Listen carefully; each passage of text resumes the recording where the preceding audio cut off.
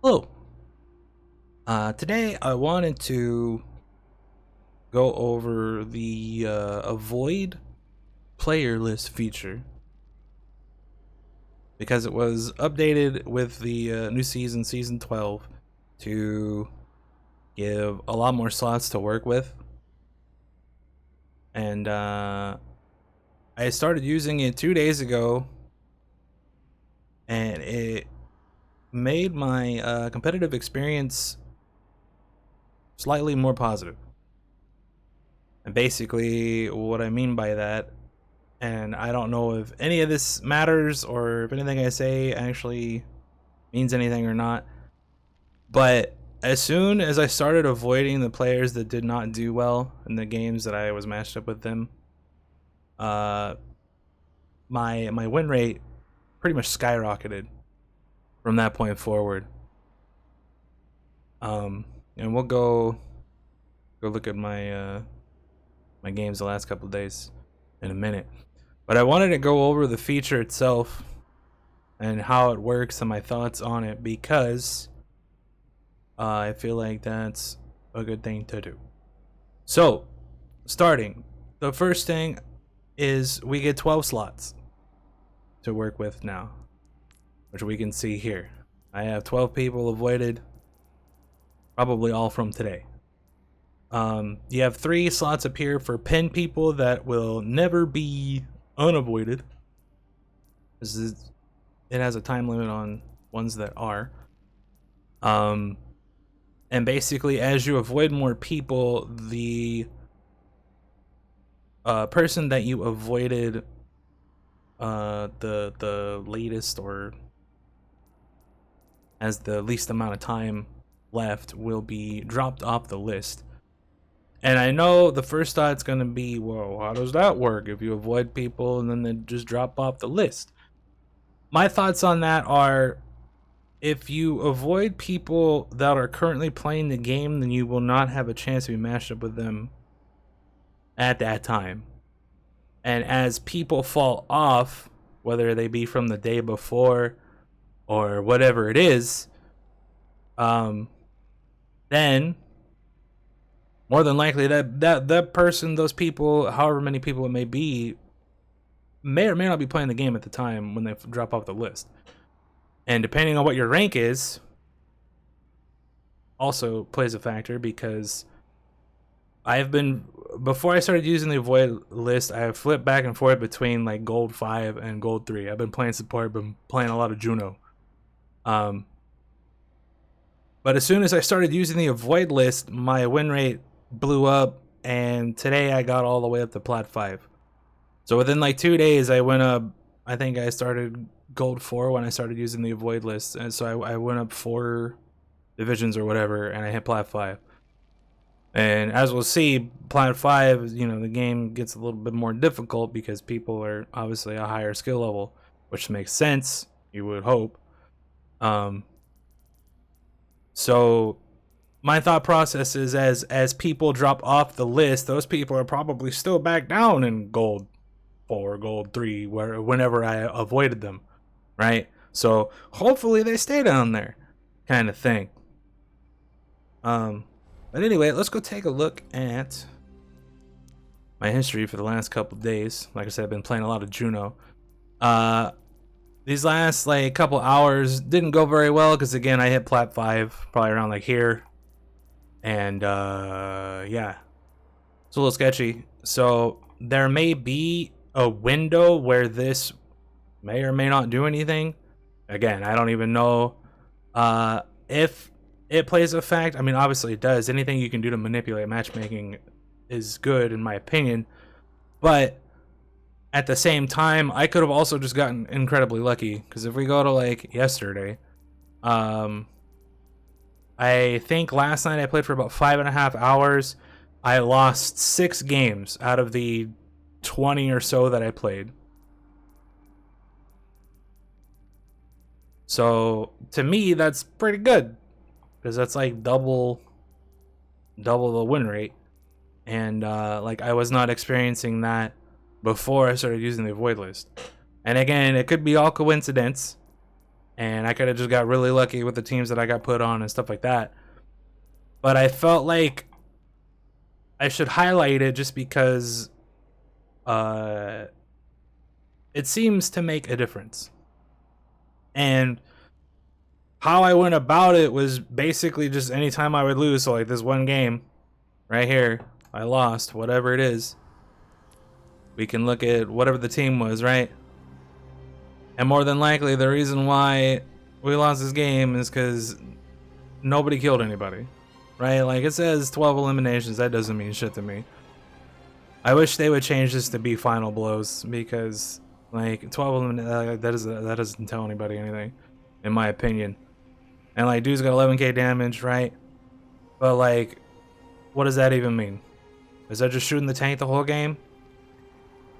So anyway, basically this game was probably just the DPYs didn't kill anybody, and I probably avoid the DPYs.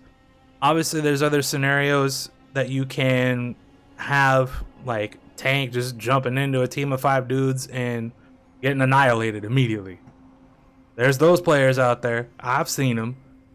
There could be, you know, a support that's just not paying attention or whatever, or like, you know, games where people are just AFK half the time, or they leave the game and then come back. Like, I don't want to deal with any of that kind of stuff. And like specific characters, like the only one I could really say is Lifeweaver. Blizzard, please delete that guy. He's really annoying. Especially if you have somebody that just screws around and like pulls you back to spawn all the time and whatever. I had one of those the other day. I reported that dude. I said, hell no. Change this bitch or ban that dude, because this shit is dumb. So anyway, I want to reiterate that this probably will only be a factor in lower end competitive, so like, you know, your silvers, your golds, whatever, that people typically get stuck in just because the matchmaking doesn't work very well. And I think that using the extra slots on the avoid player list to kind of alienate the players that don't do well in the game that you're in and kind of get them away from you and into a different universe, hopefully.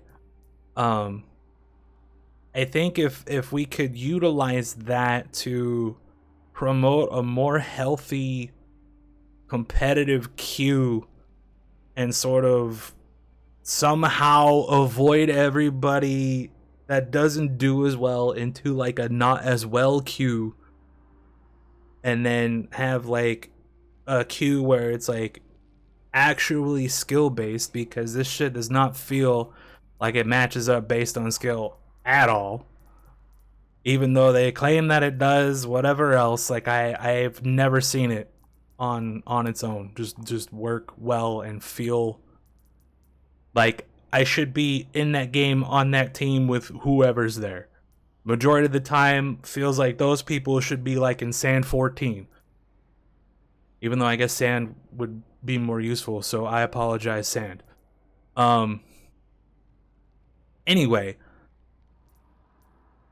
again, I don't know if it's all just a coincidence and I just got lucky with matchmaking when I started using the avoid player list to alienate people that didn't do well. But that was just the experience I had. I played 2 days of competitive without it. Didn't have a great experience, which I generally didn't before. And now, after using it for 2 days and probably about 6, I played like 5.5 hours last night, and then today I played for I think around 7 hours or something. And just having an overall more positive experience. Like even these games up here that I lost, they some of them were competitive games. Like it was back and forth, whatever, and just like at the end, whatever, people failed. Some of them were not competitive games where, you know, and people did nothing. So obviously it's you have to take an objective look at how the game actually went. Try to go off of the stats, even though unfortunately the stats that the scoreboard shows don't mean much to me for the most part, and just try to pick and choose people, you know, obviously based off of their performance and how they act and whatever. I personally play with chat off. I don't like reading people crying. I don't get in voice chat. I don't like hearing people crying about stupid shit. If they don't do well, whatever it is. I also have streamer mode turned on. I don't see anybody's names. So obviously those factors may play into your experience if, you know, you play and communicate. That may be a detriment on my part. But obviously I try to use pings and stuff as much as I can, even though people ignore them half the time or don't hear them or whatever it is, because this game, generally speaking, only plays like 3 sound effects at a time. Anyway, getting off track here. I am going to continue using this feature to keep the experiment going, because obviously 2 days, not much of a sample size, whether it was without using it or with using it. So I'm going to keep using the feature and trying it out and see how it goes. I'm guessing like plat and above that rank wise will probably have less of an effect, just because obviously skill level goes up, etc., etc. And at that point, like there's probably a line where the feature helps you climb up, and then like the skill level levels out, and it'll make the feature less impactful, simply because like people are better and do better the majority of the time. So it'll actually come down to who is the better team, instead of, you know, being low gold and just getting steamrolled because the enemy team just happens to be infinitely better than whoever you got matched up with. But anyway, I wanted to put my thoughts out there on it. I'll keep using it, and maybe I'll do another one. But yeah, let me know if you choose to try to use the avoid player feature for this reason, or if you already do and your experience with it. Let me know. Tell me all about it. I'm curious to see if other people have similar experiences, whether it be at the lower end of the competitive spectrum or the higher end or whatever it is, or even if you use it for a different reason, and how it affects your gameplay, if it promotes healthier matchmaking, whatever it is. Let me know. Anyway, that's it for now. Goodbye.